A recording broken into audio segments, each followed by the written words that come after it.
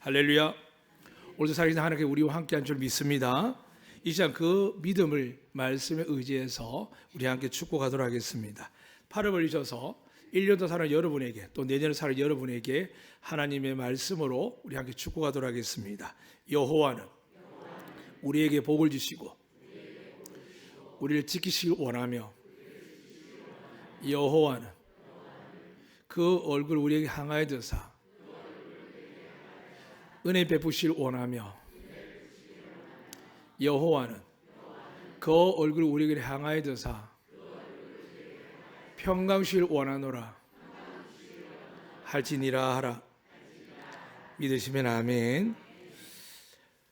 여러분 마음속에 이제 내일 모레 크리스마스니까 아마 우리 엄마에게 나 선물을 뭐 해드릴까 큰 아이들의 생각이고, 엄마들은 아이들에게 우리 아이들 내가 어떤 선물을 줄까, 또 남편들은 이걸 금으로 해야 되나 명품으로 해야 되나 아니면 그냥 대충 넘어가야 되나 케이크로 때울까, 많은 생각을 하게 하는 계절이며 시기가 성탄입니다. 하나님이 태어날 그날이 그랬습니다. 사람들 이전에도 잊고 있었지만 끊임없이 무슨 생각을 했냐면 구세주는 언제 오시나. 하나님이 진짜 선물은 구세주거든요. 왜냐하면 돈으로 해결할 수 없고 잠시 능력 해결할 수 없는데, 다윗의 후손이 오게 되면 그 후손이 이 모든 로마의 압박뿐만이 아니라 이 공중권세 마귀 사탄의 권세를 이기게 하시고 참 자유와 기쁨과 복을 누리게 하실 텐데, 그분이 언제 오나라고 늘 생각하고 있었습니다. 그럼에도 불구하고 언제 올 줄 모르니까 마음은 사모하지만 그때를 알려주지 않으니까 늘 불안하고 염려 살아가고 있었습니다. 근데 드디어 오늘 성경 본문에 보면 예수님께서 이 땅에 오십니다. 많은 사람이 예수님 오시기를 소망했지만 준비하는 사람이 얼마나 있었느냐? 별로 없습니다. 아니, 좀 더 정확하게 이야기하면 사가라와 엘리사벳에 태어난 그 두 엄마 아빠가 태어난 세례 요한하고 그리고 예수님의 어머니 아버지 마리아 요셉 외에는 기대하는 사람이 없었습니다. 근데 하나님은 인간의 기대에서 일하는 분이 아니라 인간의 고통과 슬픔이 최고조 될 때, 애굽에서 이스라엘 백성들이 정말 죽을 것 같아서 부르짖기 시작했을 때 하나님이 역사하신 것처럼 예수님이 태어난 그 시기에는 절정이었습니다. 그런데 예수님이 그 절정인 시기 속에서 고통을 받는 백성들의 부르짖음은 너무 컸습니다. 그래서 예수님께서 어떤 부르짖음에 대해서 응답하셨느냐? 너의 부르짖음에 대해서 내 하나님 아버지가 아신다라고 이야기합니다. 어떻게 해요? 가장 가난한, 가장 비참한 곳에서 태어납니다.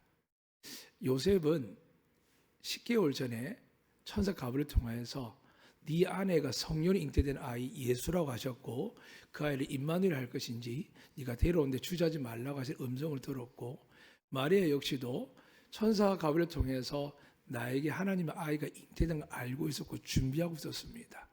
근데 얼마나 가난하고 힘들면 방 하나 얻지 못했을까요? 10개월 동안 그렇게 노력했는데 방 하나 얻지 못해서 마구간에 태어날까요? 우리도 살다 보면 참 노력하다 하다 안 되면은 화가 나고 분노가 나고 그게 아내에게, 남편에게, 자녀에게 갈 때가 있습니다. 이 부부가 그 어려운 몸을 이끌고 가서 방 하나 구하려고 노력 안 했겠습니까? 그런데 생각지 못하게 방이 없다는 겁니다.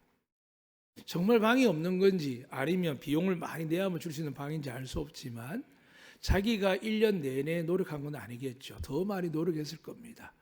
가금같이 하나님의 아이를 받아서 태어나게 하는데 얼마나 비용을 넉넉하게 준비를 했겠습니까? 그런데 물가도 오르고 환경이 바뀌면서 자기가 준비한 노력이 허사가 되는 겁니다. 배부른 아내, 통증을 느끼는 아내를 두고 어찌할 방 모르는 그 애가 여기저기 두려보았지만 방이 없다는 이야기입니다. 왜 그럴까요? 아기가 태어나면 감당해야 할 그 방 주인의 마음 아십니까? 예전에 우리 그런 거 있었죠. 미국 갈 때 출산을 앞두고 미국 비행기를 타면 그 아이가 심의고 영주권을 얻습니다. 그걸 노리는 사람들이 많았거든요. 그런데 반대로 요즘 비행기를 어떻게 하냐면 그 사람의 확인을 하죠. 지금 임신 몇 개월인지. 출산에 가까우면 어떻게 합니까? 비행기를 못하게 합니다. 세상이 많이 바뀌었습니다. 그런 것처럼 아이를 태어나게 하는 건 좋은 일이죠. 불쌍하죠. 근데 만약에 저 뒷감당을 어떻게 할 거냐는 거죠. 그래서 모두가 거부했습니다. 거부한 정도가 아니라 냉정해졌죠.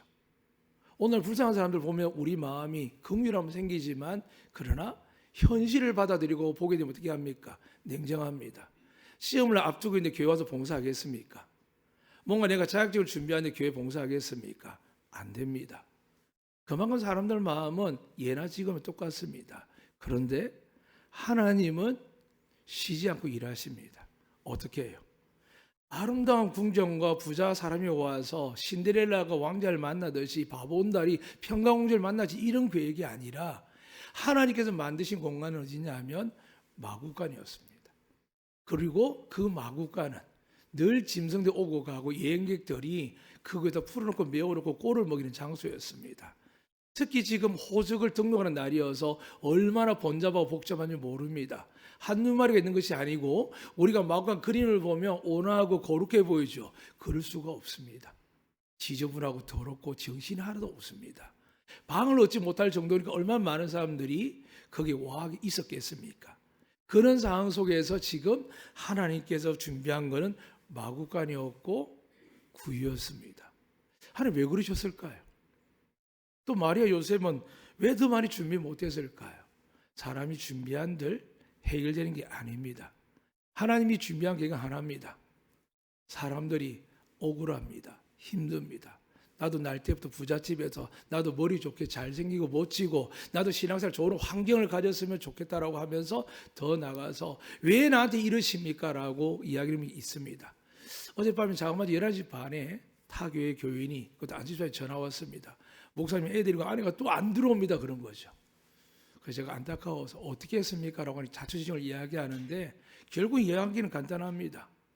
우리가 작은 구멍을 막을 걸 막지 못하다가 큰 구멍이 나서 큰 어려움을 당하는 이야기 한자 있는 것처럼 우리 네덜란드도 아시지 않습니까? 한 아이가 그 물뚝에 손을 막아서 일어나면 그 아이가 죽어 있었지만 그 범람할 수밖에 없는 네덜란드가 자기 수밖에 없는 상황 속에 하나의 희생으로 그 네덜란드가 보호됐다는 이야기를 너무 잘합니다.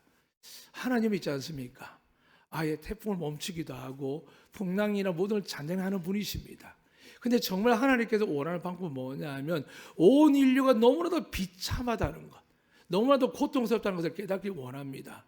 내가 얼마나 부족한지, 내가 얼마나 은혜를 받아 살 수 있는지에 대해서 지금 내가 살아왔고 내 직장으로 내 월급으로 내가 공부한 만큼 내가 노력한 만큼 살아가면서 순간순간 예배드리고 봉사하는 사람들이 성탄을 맞이하는 게 아니라 존귀하신 하나님의 아들 영광의 하나님이 모든 것을 가진 하나님이 그 아이를 낮고 낮은 마구간의 구위에 눕히게 하셨다는 것, 이게 믿어지시냐는 거죠. 오늘 여기 우리 아이가 있는 부모들이 있는데 저 뒤에 보면 진아가 있습니다. 또 우리 민주가 어릴 때가 있고요. 저희 미나가 어릴 때가 있고요. 만약에 정말 제가 그 아이를 제주말로 이야기하면 허술한 집에 가서 아무도 방을 안 빌려줘서 아기를 낳게 거기에 낳았다면 여러분 어떤 마음이 들까요? 할렐루야 감사합니다. 제게 이런 은혜 주십니까? 라고 이야기할 수 있을까요? 그럴 수 없다는 거죠. 우리는 현실 앞에 누구나 정직합니다. 다만 믿음이라는 생활을 하기 때문에 가려나가지만 우리가 갖고 있는 많은 일들 때문에 2000년 전에 예수님이 마구간의 구유에 태어나게 하시는 것처럼 우리도 역시 지금 주님을 섬기긴 다릅니다. 오늘 제가 죄송 우리 사모님 때 야단을 쳤습니다. 여기가 데려와서. 왜 그러냐면 제가 며칠 전부터 뭐라고 얘기했냐면 촛불 제발 좀 예쁘게 해달라고. 내 사모님 이야기가 권사님 부탁을 안 했다고 하거든요. 그 권사님 또 누구 때문에 안 했을까요? 결국 하나님 감동을 안 주셨을까요? 우리만 어려서 여름 바쁩니다. 힘듭니다. 어제 사모님 12시 넘어서 내년에 아동생 딸을 위해서 지금 결산하고 준비하느라고 시그널 다 가는 노른 날 토요일 날도 밤 10시 넘어서 일하고 들어오더라고요. 예배를 전 목사 입장에서 속상하죠. 근데 불구하고 더 속상한 건 뭐냐 하면 우선순위가 뭘까라고 생각해서 이야기한 것도 지키지 아니하면 우리 마음이 무거워지는 거죠. 사랑하는 여러분, 아마 촬영 때 더 느낄 겁니다. 열심히 하고 싶죠. 매주마다 쓸 때마다 부끄러운지 당당하게 아름답게 악보 안 보고 정말 은혜스럽게 하고 싶죠. 1년 내내 그 생각이거든요. 목사도 마찬가지입니다. 1년 내내 준비하면서 은혜를 주고 싶죠. 정말 하나님께 감동을 주고 역사하고 싶습니다. 근데 뜻대로 안 되지 않습니까? 그럼 이거 누구 잘못일까요? 잘못 아닙니다. 오히려 우리가 깨달아야 될 것은 하나님께 가까이 된다는 진리를, 그것을 깨달으시기를 주님은 축복합니다. 이 시간이 기회입니다. 한 해를, 한 주를 우리가 열심히 살았다고 우리를 자꾸 칭찬하고 한편은 저도 열심히 노력했다라고. 근데 우리 하나님의 아들은 이 땅에 구유에서 자하셨고 십자가에 달려 죽으셨거든요. 그분의 온 일대기가 우리 눈에 선명한데 우리는 자꾸 하나님께서 행하신 일들을 보지 못하고 우리 것을 생각합니다. 그래서 어떻게 될까요? 하나님은 다 주셨습니다. 이건 진리입니다. 변할 수 없는 사실입니다. 여러분 어떻습니까? 다 줄 수 있겠습니까? 다 드릴 수 있겠습니까? 성탄의 의미는 뭘까요? 유럽에 아직도 이런 예풍이 남아 있습니다. 우리는 초를 4개를 마지막 성탄절 5개까지 해서 예수 그리스도 탄생을 알리며 더 나아가서 이 빛대신 예수님이 다시 영광의 찬란한 그 천군 천사들과 함께 이 땅에 재림할 것을 예비하면서 사모하는 것이 이 절기입니다. 그런데 유럽에는 아직도 그런 게 있다고 합니다. 창가에다가 촛불을 켜놔준다 합니다. 왜 켤까요? 아마 아시는 분도 계실 겁니다. 예수님께서 나시기 전에 방을 찾으러 다녔지 않습니까? 방이 없는 거예요. 그걸 알고 그 전통을 가진 유럽 쪽에서 어떻게 하냐 하면 촛불 켜서 예수님 여기 방이 있으니까 우리 집에 오세요라는 의미를 가지고 촛불을 켠다고 합니다. 우리가 예배드릴 때 하나님 이곳에 오시옵소서, 내 마음에 오시옵소서라는 마음으로 믿음의 촛불이 켜지시기를 주의 이름으로 축복합니다. 그 불을 켜지 않으면 믿음의 불이 꺼져 있어 어떻게 될까요? 이 예배는 정말 재미없습니다. 뭘 이야기할 필요 없습니다. 우리 아이들도 엄마한테 야단맞을 때가 있고 또 고백을 그렇게 하더라고요. 아빠가 설교하는데 불구하고 아빠가 자꾸 혼란스럽답니다. 제가 잘 안 보인다 합니다. 그래서 제가 생각하기를 너무 성탄이 화려하나 반짝반짝하나 마음을 뺏길 그게 아니랍니다. 없을 때 똑같다 합니다. 제가 이렇게 반응을 했죠. 네가 믿음이 없어 그렇다고. 아버지지만 그렇게 말하지만 미안하기도 하고 맞는 말인 것 같으면서도 깨워서 그래도 일주일 내내 밖에 공부 열심히 일하고 와서 예배드리고 달려온 여러분들 볼 때에 정말 마음 같아서는 감동과 은혜가 정말 전율이 흐를 만큼 하나님의 은혜를 부어주길 원하는데 그렇게 바라지 않는 목회자와 성도가 어디 있겠습니까? 그런데 그게 가능한 게 있습니다. 오늘 여러분이 들으신 이 말씀이 하나님인 줄 믿으시기를 축복합니다. 이 말씀이 믿어지기 시작하면 앞에 어떤 사람이 아니 오디오를 켜도요 성령의 임재와 은혜 느낄 수 있다는 게 저의 고백입니다. 메마를 때 있죠. 지칠 때 있죠. 1년 내내가 아니라 제가 17년째 아니죠. 목회자 살아난 지 30년이 가깝습니다. 주일학교 시작해서 설교를 했습니다. 얼마나 많은 시간을 반복하면 설교할까요? 그런데 깨닫는 게 있습니다. 하나님이 임재하시면 제 마음도 다르지만 성도들 가운데 변화되는 걸 보게 됩니다. 이 시간도 하나님께 구합니다. 여러분과 저의 문제를 해결할 분은 하나님 아들 예수밖에 없는 줄로 믿습니다. 이 시간 마음을 집중하셔서 여러분이 하나님을 만나기를 원하실 때 그분의 빛이 여러분에게 말씀을 들어오사 여러분 마음에 지치고 상하고 어둡고 답답하고 지금 가족과는 어떤 일이 있거나 사업에 문제가 있어도 어둠이 가득해도 여러분이 주님을 진정 구하시면 여러분이 빛이신 예수님이 말씀을 통하여 하나님의 어둠을 여러분에게 있는 어둠을 물리치고 은혜와 소망과 기쁨을 주실 줄 믿습니다. 오늘 이들이 하나님께 뭘 준비했냐면 아무도 준비 안 했습니다. 그런데 동방박사를 할 때 이 동방은 성경 지리학적으로 어디냐 메소포타미아 지역인데 나라를 이야기하게 되면 바벨론이나 페르시아 정도 됩니다. 쉽게 이야기하면 예루살렘에서 키로수로 따지면 짧게는 국경선을 보면 길게는 2,000km가 된다 합니다. 이 2,000km가 되는 거리에서 만약에 동방박사가 왔는데 우리가 차가 정확하거나 외적이 없거나 아무 문제가 강이 없거나 계속 고속도로가 있거나 비행기가 있으면 3시간에 가죠. 그러니까 최소한 3개월에서 길게는 1년 이상 걸린답니다. 우리가 추측하기를 그럴 수 있답니다. 그 먼 길을 어떻게 왔느냐? 별만 보고 왔답니다. 장엄하지 3개월 1년을. 사랑하는 여러분, 예수님이 보이십니까? 예수님 보이십니까? 예수님 보이면 평생 따라갈 수 있죠. 그 거짓말입니다. 예수님 그 풍랑을 잔잔하게 하고 500의 기적을 일으키고 죽은 자를 살렸던 제자들이 정말 끝까지 버텼습니까? 예수님 십자가 달리자마자 그냥 다 흩어져 도망가고 숨어버렸습니다. 그러니까 우리의 존재를 너무 과대포장하면 안 됩니다. 우리는 지금도 은혜가 없으면 이 자리에 있을 수 없고, 은혜가 부어지는 것을 믿지 아니하면 우리는 성탄이 아니라 재림도 보지 못합니다. 오늘 이 시간 여러분에게 하나님의 은혜가 흘러갈 줄로 믿습니다.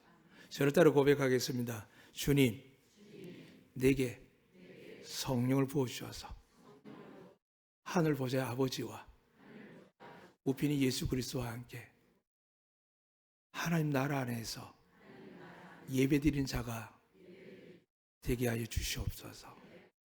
믿으시면 아멘. 하나님이 동방박사를 불러온 이유는 간단했습니다. 2000년이 아니라 태초부터 이스라엘을 하나님께 반역했거든요. 지금 예수님 태어날 때도 어느 누구도 예수님 사모하지 않습니다. 그래서 하나님이 왜 그런 현상을 보여주냐 하면 말라기하고 신약 마태 사이에 400년 넘도록 하나님이 어떤 예언자도 선지자도 보내주지 않는 거예요. 제사장도 많고 사가랴처럼 세례요한의 아버지도 있었고 다양한 청의 종교 지도는 있었지만 어느 누구도 하나님의 음성을 듣지 못하는 거예요. 그런데 천사가 임했고 말씀이 임했고 말씀에 순종했던 세례요한이 잉태되었고 말씀의 성령으로 임하였던 마리아에게 예수님이 잉태되었는데 그 10개월 동안 아이가 직업에 잉태되거나 10개월 동안 이제 로마의 법에 따라서 본적을 향하여 기록하기 위해서 베들레헴으로 가는 거였거든요. 근데 베들레헴이 거리상 어느 정도 되냐면 지금 이들이 살았던 요셉이 살았던 이 나사렛에서 키로가 400에서 길게 끝까지 500이 된답니다. 쉽게 부산에서 서울까지 산을 넘고 강을 넘고 다른 일이 많습니다. 따지고 보면 20주에서 30주 정도 걸린다고 합니다. 준비하고 아내를 데리고 가고 가다가 결국 도착했을 때 몰골이 많이 안 했을 겁니다. 그래서 아내도 너무나 진통이 커서 빨리 쉬고 싶을 겁니다. 그래서 방을 구하기 위해서 얼마나 애를 썼을까요? 우리 아이가 추우면 옷을 다 꺼내 입히고 춥다고 하면 난방기를 다 트는데 그 남편, 특히 내 아내에게 좀 내 하나님의 아들이 있는데 그러면 만들겠습니까? 그런데도 방 하나 못 구했습니다. 왜 그러셨을까요? 왜 그런 것 같아요, 공익원사님? 하모니에서 왜 그런 것 같아요? 우린 조금만 답답하면 돈이 필요하고 여건이 필요하고 환경이 필요해서 막 조바심 내고 이렇게 하는데 왜 하나님 아들이 이렇게 하셨을까요? 우리의 눈을 옮기게 하신 겁니다. 멋지고 아름다운 노래를 찬양하는 찬양대 귀하지요. 그런데 음도 틀리고 모양도 못생겨 보이고 하는데도 불구하고 찬양대 눈빛에서 고백해서 은혜가 흘러나오는 찬양대. 저 같은 못생기고 모자란 목사이지만 하나님을 진심으로 구해서 말씀을 전할 때마다 교회 자랑은 성경에 있는 영광을 이야기하는 것이 아니라 정말 하나님 앞에 감추고 싶은 몸으로 억지로가 아니라 두려운 마음으로 하나님 앞에 설교할 때 그 하나님을 감동시키고자 하는 그 마음이 하나님이 찾는 마음인 것을 저는 압니다. 우리 교회는 누가 부자라도 이야기 안 합니다. 누가 똑똑하고 잘났다고 높은 관직을 이야기 안 합니다. 혹 이야기하더라도 그분이 고백을 듣고 이야기하죠. 저는 형편없었는데 부족한데 하나님께 여기까지 올리셨습니다. 하나님을 이야기하기 위해서 이야기하는 것이지 그 사람을 높이기 위해서 하지는 않습니다. 왜냐? 예수님께서 그렇게 태어나셨거든요. 그런데도 불구하고 하나님은 그에게 영광을 드러내십니다. 먼저는 목자들에게 이야기하죠. 목자들이 어떤 사람들입니까? 그 밤늦게 집에 가서 따뜻한 이불 속에 사랑한 자녀들의 등을 두둑거리며 잠드는 아이의 머리를 쓰다며 자는 게 아니라 광야의 들판에서 자기 양도 아니고 주인의 양을 지키기 위해서 밤을 셉니다. 그 추운 겨울날에. 더 나가서 안전하게 그냥 잠들다가 잠이 깨는 기상하면 되는 게 아니라 언제 들이닥치 모르는 일이나 늑대가 있는 곳, 무서운 짐승 있는 곳에서 겨우 지팡이 막대기 들고 싸워야 되는 그런 연약하고 비참한 사람, 남의 재산을 위해서 목숨을 거는 사람, 남의 재산을 위해서 가족을 등져야 되는 사람, 그런 인생이었습니다. 그런데 하나님께서 400년 넘게 대제사장 그 누구도 보이지 않는 천사 가브리엘을 통해서 만나는 겁니다. 그리고 이야기하는 거죠. 베들레헴의 마구간에 가면 예수님이 태어나 있을 거다라고 이야기할 때 그 증거로 하늘문을 활짝 여셔서 천군 천사를 보여줍니다. 그래서 그들 마음이 얼마나 뜨거운지 양떼를 끌고 갔을까요? 두고 갔을까요? 두고 갔겠죠. 그리고 어딜 가겠습니까? 은혜 받으면 어떻게 될까요? 내 집, 내 재산, 내 자식 지키려고 할까 안 할까요? 안 합니다. 하나님 눈앞에 보는데 어떻게 내가 나를 지켜요? 우리 가족을 지켜요? 그분을 만나면 해결할 수 있고 그분이 책임지는데 이 믿음이 있으시기를 주님은 축복합니다. 목자들은요, 청군사를 보고 나서 다 버려뒀습니다. 그리고 말씀하고 달려갔습니다. 그곳에 갔더니 정말 천사가 말한 대로 마을 구육관에 구유에 아기가 누워있죠.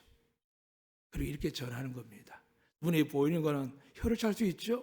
어떻게 하나님의 아들이면 이런 데 태어나냐고. 이게 이성적이고 지성적인 겁니다. 성령의 감동이 어떻게 될까요? 장로님 향하여 권사님 집사님 향하여 원망할 수 있을까요? 아니요. 신앙이 어려우면 책망과 고민할 수 있지만 늘 보여지는 건 뭘까요? 사랑스러운 겁니다. 제가 저기에서 지금 17년 동안 변함없이 계신 분들이 계시거든요. 제 눈에도 사랑스러운데 하나님 사랑스럽지 않겠습니까? 어떤 그러죠. 목사님께서 괜히 저런다고. 괜히 저러면 하나님 제가 회개해야 되죠. 그렇지 않습니다.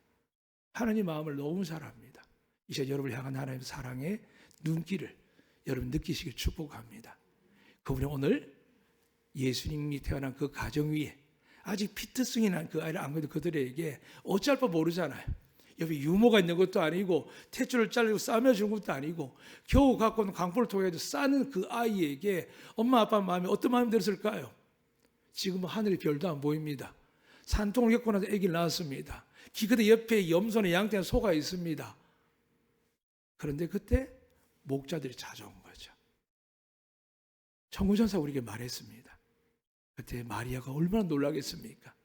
그 산통을 잊어버렸던 그 감격, 성령님이 내게 와서 내 안에 하나님의 아들이 생긴 그 기쁨과 축복을 받았던 그 10개월 동안 기도하는 동안 얼마나 기뻤을까요? 근데 산통 중에 그리고 그 산통의 장소 속에서 얼마나 슬프고 외롭고 괴로웠을까요? 근데 하나님이 목자한테 이야기하는 겁니다. 하나님이 말씀하셨습니다. 당신은 지금 하나님의 아들을 태어나게 하셨고 지금 지극히 높으신 하나님께 영광이고 이 땅에서 하나님 기뻐한 자의 평화가 태어난 그분이 바로 당신이 지금 안고 있는 아이입니다라고 증거하는 겁니다. 할렐루야. 우리가 믿는 예수님 누굴까요? 그냥 종교심을 주는 분일까요? 마음을 편안한 분일까요? 아닙니다. 그럼 온 인류의 죄를 사하기 위해 오신 구세인 줄로 믿습니다. 그분이 태어났다는 겁니다. 근데 그걸로만으로 만족하지 못합니다. 하나님은 어떻게 할까요? 아무도 준비하지 않고 오히려 헤롯은 이 아이를 죽이려고 해서 결국 나중에 본문에 나오지만 베들레헴 지경 모든 가까운 지경에서 2살 아래로 아이를 다 죽여버립니다. 사내 아이들을요. 하나님 왜 그러셨을까요? 그냥 멋진 왕국에 태어나고 찬송과 경배하면은 모든 건 왕의 줄 아는데요. 여기서부터 하나님 계획이 시작되는 겁니다. 여러분 부유함이 축복 여러분의 도움이 될 줄 압니다만 여러분 잘 될 때 그게 오래 갑니까?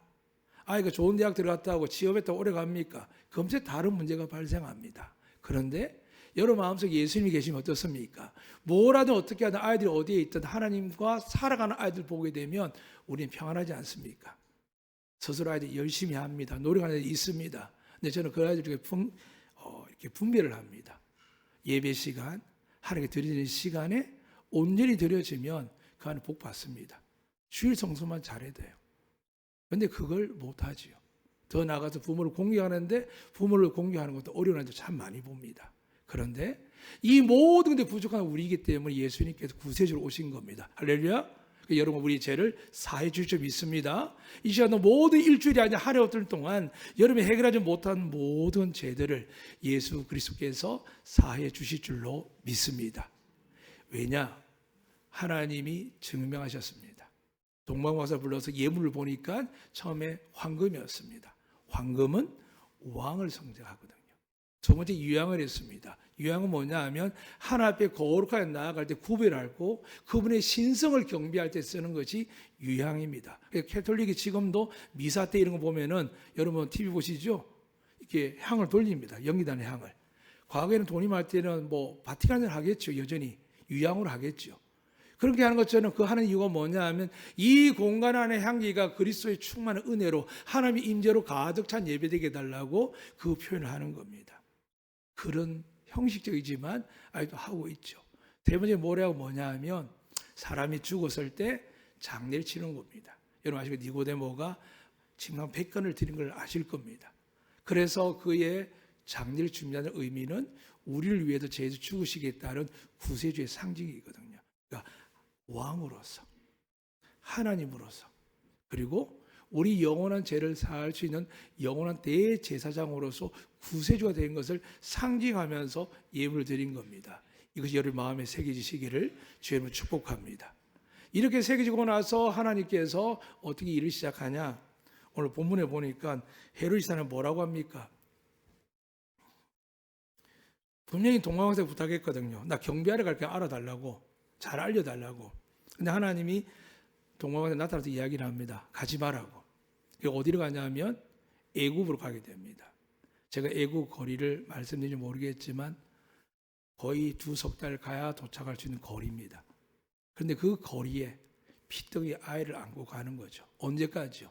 헤롯 대왕이 죽고 나서 돌아왔더라고 마태복음 2장에 기록되어 있거든요.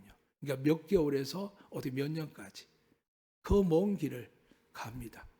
날 때부터 구유, 죽음의 지경에 멀리 도망을 갑니다. 그런데 이게 비참한 줄 알았더니 그게 아니라 성경에 예언되어 있습니다. 애굽에서 내 사랑하는 이스라엘 자녀들 위해서 내가 사람을 부른다는 겁니다. 하나님의 모든 비참한 계획들은요, 인류의 죄를 용서할 뿐만이 아니라 그분이 그리스도 구세주밖에 없는 증거하기 위해서 증거에 따라 말씀에 따라 흘러가는 겁니다.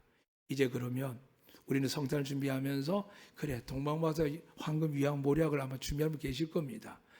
비슷한 건 아니지만 나름대로 헌금도 준비하실 겁니다. 근데 예수님 어떻게 합니까? 2000년에 아기로 벌써 태어나 끝나셨는데 지금 만약에 예수님 오신다면 어떤 모습일까요? 계시록 그렇게 되어 있습니다. 하늘문이 활짝 열린 곳에서 천군천사와 이 땅에 재림하는 예수님이 만왕의 왕의 권세로 오십니다. 믿으시면 아멘. 그 권세로 왔을 때에 예수님께 찾는 게 뭘까요?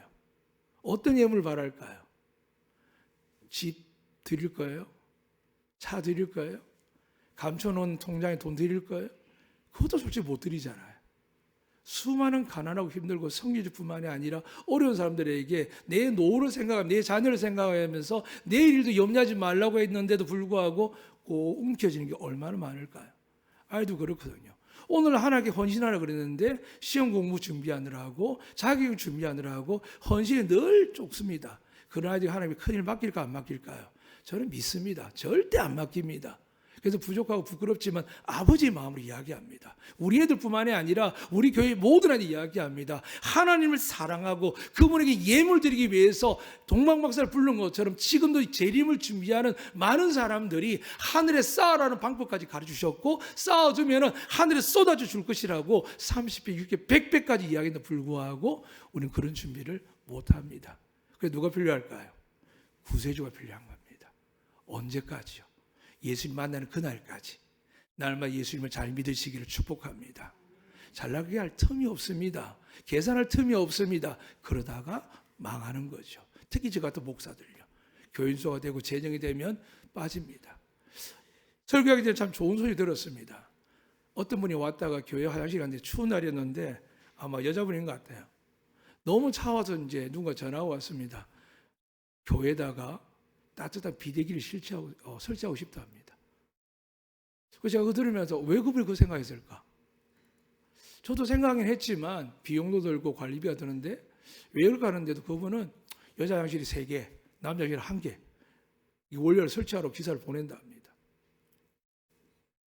그러니까 하나님께 은혜를 받는 사람들은 뭔가 자꾸 하고 싶습니다. 내 교회가 아니더라도 내가 한 번도 이 교회에 와서 예배를 안 드리더라도 그런 마음을 줍니다. 동방박사 그랬습니다. 별 하나 보고 왔거든요. 근데 여러분 저는 어떻습니까? 평생을 예수님과 교회를 살아오면서 많은 은혜를 받았지 않습니까? 근데 연말 되고 성탄 되면 어떤 마음이 들죠? 성탄은 거 얼마나 돼야 되지? 이번 성탄 24일 우리가 화장실 예수님 할 때 내가 선물 얼마나 해야 되지? 라는 생각들이 많으십니까? 아니면 하나님 너무 감사한데 뭘 드려야 될지 모르겠습니다. 성탄할 때도 아이들에게 비밀로 하지만 이 귀한 것이 누군가 가서 열어봤는데 작고 볼품없는 선물, 그냥 성탄절 행사하니까 주는 라면이나 이런 것들이 아니라 정말 뭔가 같이 서 보는 거 받았을 때 그 마음이 어떨까요? 오늘도 이런 마음들이 우리 안에 있습니까? 가지려고 주려고 하지 않습니까? 오히려 예수님은, 하나님은 이 땅에 그 생명을 내어놓으셨고 모든 사람을 사랑하러 하셨는데 불구하고 우리는 지고 있고 계산하고 있지 않습니까? 그래서 우리가 누가 필요하다고요? 이 시간도 예수님 여러분과 저희 죄를 사해 주실 줄로 믿습니다. 더 나가서 이제 오늘 본문 말씀의 핵심을 드립니다. 오늘 성경의 가장 중요한 말씀은 뭘까요? 여러분 보시죠. 어떤 말씀 같습니까? 황금과 유황은 뭐라길까요? 그렇게 생각하면 착각입니다. 이들은 별을 보고 유대인이 왕이니까 이야기했습니다. 자기가 알아들면 모르지만은 구세주가 될 것처럼 모략까지 준비를 다 왔고 하나님을 경배하는 왕을 넘어서는 유향까지 준비해 왔지만 그들은 죽고 나서 어떻게 했다고요? 가버립니다. 그 목자는 어떻게 했을까요? 가버립니다. 여기 기억하셔야 됩니다. 아무리 은혜를 베풀어도 붙들지 않으면 어떻게 될까요? 만약 여러분과 제가 있으면 어떻게 될까요? 예수님께서 떠날까 안 떠날까요? 저는 안 떠납니다. 제가 어릴 때부터 지금까지 크면서 약속한 게 뭐냐 하면 주님의 종이 무조건 따라가면 돼서 정말 10년 넘게 어떻게 보면 고통당한 경우가 있습니다. 제가 얼마 전에 우리 한복 목사 그 이야기 했는데 저는 그렇게 말씀드렸습니다. 그분이 더 이상 나를 필요로 하고 나를 속이지 않을 때까지 저는 있습니다. 왜냐하면 요셉을 기억합니다. 돌아갈 수 있었습니다. 이미 보디발에게 신뢰받았기 때문에 갈 수 있습니다. 특히 애굽의 족에 갈 수 있습니다. 그런데 왜 고난을 참았느냐? 그렇게 하신 이유를 알기 때문입니다. 오늘 그 이유보다는 자유하고 싶고 행복하고 싶은 생각을 많이 하는 분 많이 계십니다. 왜 여러분을 택하셨을까요? 왜 예수를 믿게 하셨을까요? 왜 안도교회를 오게 하셨을까요? 왜 차양대 지휘를 하게 되면 많은 일을 하게 하셨을까요? 그냥 그 일 때문에요? 아닙니다. 진정한 목적은 예수님이 말씀하셨거든요. 믿음을 보는 거거든요. 믿음이 뭡니까? 믿음은 바라는 것이 실상이요 보지 못한 증거라. 히브리 10장 말씀하시죠. 우리는 보지 못한 하나님을 믿는 사람들입니다. 그리고 그 하나님 약속한 말씀대로 여러분 저를 위한 상급을 믿는 사람들입니다. 이제 기대가 되는 것들이 얼마나 남아있습니까? 우리 아이들 끝났어. 우리 남편 가망 없어. 요즘 뭐 TV 보면 상담에는 뭐다 하는데 거의 불가능한 이야기하고 잠시 달랬다 보는데 그 잠시 계속 가겠습니까? 아닙니다. 하나님 말씀하셨거든요. 니고데모도 말했거든요. 물과 성령으로 거듭나지 않으면 안 되는데 남편을 위해서 성령 받으러 기도하지 않고 자식에 위해서 기도하지 않고 눈물 흘리지 않는데 그것들은 멀쩡한 산다고 나중에 하나님 앞에 가면 어떻게 될까요? 나 너 모른다. 저 하나님 이리 했는데요? 아니 나 모른다. 어쨌든 저 같은 목사가 그럽니다. 저 귀신도 쫓았는데요? 병자는 낫겠는데요? 나 너 모른답니다. 왜 그럴까요? 하나님이 기뻐하는 예물을 준비 안 하기 때문입니다. 하나님은요 우리에게 많은 사람, 많은 돈, 많은 건물, 많은 명성 그거 소용없습니다. 하나님 오라는 건 뭐냐 하면 하나님을 나의 아버지라 고백하며 예수 그리스도를 나의 구세주로 고백하는 그 사람들 원하는 겁니다. 오늘 여러분에게 이 은혜가 가득하셔서 성탄절 며칠 안 남았지만 이전에 예수님 오신 것처럼 예수님이 이미 우리 마음에 와 계십니다. 말씀으로요. 그리고 그 말씀이 예수님을 믿어지도록 성령을 주셨습니다. 그날 정말 실제적으로 완전한 나라가 오는 그날에 오실 겁니다. 그날에 여러분 제가 아름다운 신부가 되어야 될 줄 믿습니다. 그러기 위해서 주님이 마태복음 18장 이렇게 말씀합니다. 안 쳐셔도 됩니다. 제가 읽어드리도록 하겠습니다. 그 내용을 간단히 설명하면 불의한 재판과 과부 이야기입니다. 그 재판과 과부가 관계는 상가하지 않습니까? 근데 과부 이야기를 전혀 불의한 재판이 안 듣는 겁니다. 그런데 불의한 재판관이 자꾸 괴롭히니까 뭐라고 성경에 기록되어 있냐 하면 귀찮아서 해줍니다. 그래서 성경이 이렇게 이야기하죠. 하물며 너희 아버지를 꼽으냐 이렇게 이야기하거든요. 근데 제일 뒤에 말씀이 이렇습니다. 그런데 마지막 날에 믿음을 보기가 힘들다는 겁니다. 여러분 믿음을 가지셨다면 믿음을 증거하는 성탄절 연말들이 축복합니다. 믿음만 가지시면요 하늘문이 활짝 열립니다. 믿으시면 아멘. 여름에 기도도 될 줄 믿습니다. 믿음을 증거하셔야 됩니다. 그러니까 믿음이 뭘까요? 하나님 나 이렇게 열심히 기도하고 찬양하고 했고 저 목사로 살아? 아니요. 성경이 말하는 믿음 그게 아닙니다. 내가 한 것을 믿는 게 아니라 하나님께서 예수 그리스도를 말미암아 성령을 통하여 이루신 것을 믿는 것을 믿음이라고 그럽니다. 얼마나 좋습니까? 만약 여러분 제가 대출 받으라고 헌신하고 그러고 금식하라 그러고 자꾸 캐톨릭처럼 뭔가 하라고 숙기를 주면 하면은 잠깐 좋겠지요. 그런데 끝이 없잖아요. 문제가 발생하거든요. 근데 하나님 뭐라고 하시냐면 아니다. 지금 너희가 내 아들이 너희 죄를 사하게 죽었고 너희 죄를 사할 뿐만이 아니라 죄 아래 두지 않도록 죄의 권세가 사망인데 사망을 깨뜨리고 하늘 보좌 오신 그분을 믿으면 내 아들 믿으면 내가 너희들을 구원할 뿐만이 아니라 이 세상에 살아갈 동안 허물있지 내가 사해 줄게 죄악 있지 내가 가려줄게 믿으시면 아멘. 이게 믿음입니다.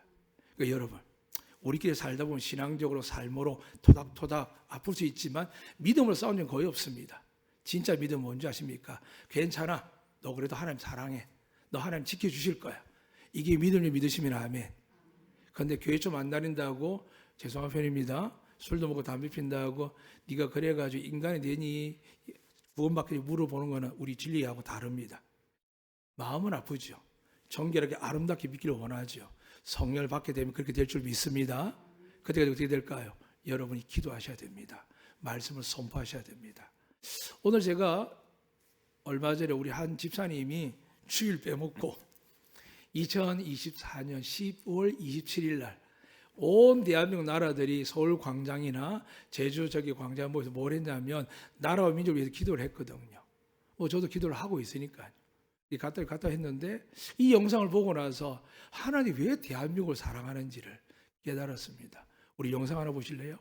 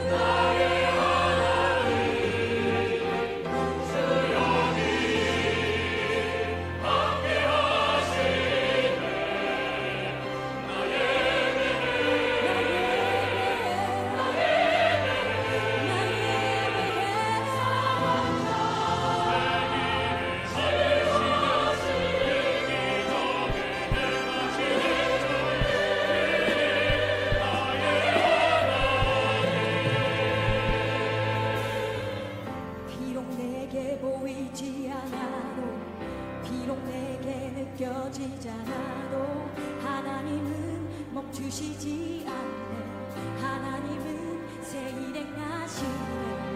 비록 내게 보이지 않아도 비록 내게 느껴지지 않아도 하나님은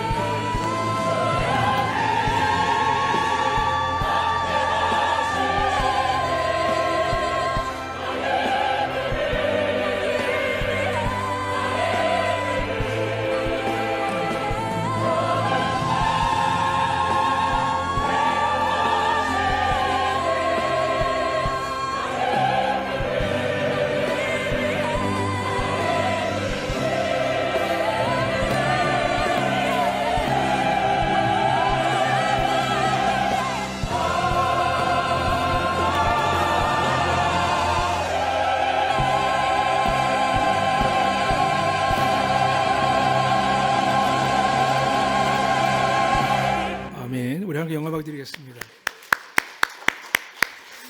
대한민국이 망하겠습니까? 하나님은 여전히 대한민국을 사랑하고 제주도가 망하겠습니까? 우리 이렇게 깨어서 기도와 찬양하는데, 그러나 하나님은 다 사랑하는 게 아닙니다.